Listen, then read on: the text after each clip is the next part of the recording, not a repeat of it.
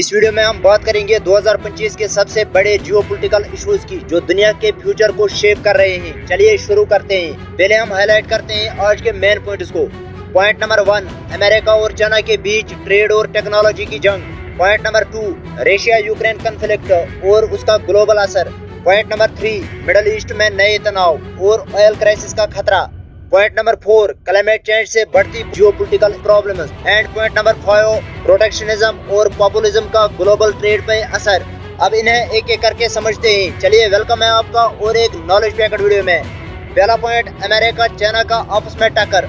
America और China के बीच टक्कर अब सिर्फ ट्रेड की नहीं बल्कि टेक्नोलॉजी और पावर की है। अमेरिका ने चाइनीज गुड्स पे 55% तक टैरिफ लगा दिया ताकि चाइना का इन्फ्लुएंस कम हो। AI and rare earth minerals जैसे सेक्टर्स में दोनों देशों की रेस है।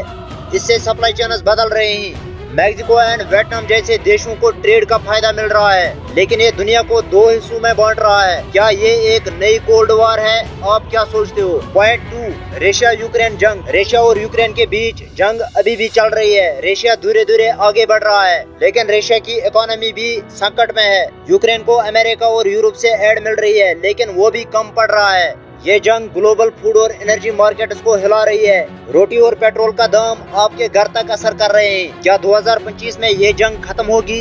मुश्किल लगता है। पॉइंट 3, मिडिल ईस्ट में तनाव। मिडिल ईस्ट में सीरिया के असद रजीम के गिरने से ईरान और रशिया का इन्फ्लुएंस कम हुआ है, लेकिन नए कॉन्फ्लिक्ट्स का खतरा बढ़ रहा है। इजराइल के गजा में एक्शंस जैसे एड बोट्स रोकना ह्यूमैनिटेरियन क्राइसिस को और बुरा कर रहे हैं। सऊदी अरेबिया और ईरान के तनाव और वेनेजुएला के क्राइसिस ग्लोबल ऑयल सप्लाई को खतरे में डाल सकता है। सो पेट्रोल के दाम और बढ़ेंगे, तैयार रहिए। पॉइंट 4, क्लाइमेट चेंज का असर।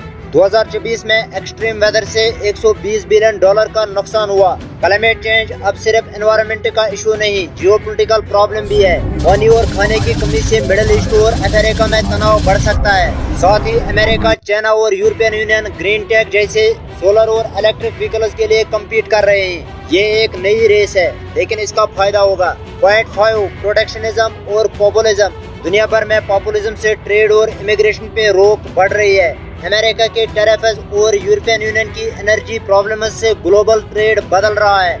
बिजनेसेस के लिए अनसर्टेनिटी है और ये सब जियोपॉलिटिकल इंस्टेबिलिटी को और बुरा कर रहा है। क्या ये एक नई दुनिया का शुरुआत है जहां हर देश अपने लिए सोचेगा? तो दोस्तों, ये थे 2025 के टॉप जियोपॉलिटिकल इश्यूज। ये सब एक दूसरे से जुड़े हैं। एक जगह कॉन्फ्लिक्ट बढ़ता है तो उसका असर दुनिया भर में होता है। आपको क्या लगता है, इनमें से कौन सा इशू सबसे बड़ा है? सो बी इन्फॉर्मेड। मिलते हैं अगले वीडियो में एक नए टॉपिक के साथ। And always Allah bless you all.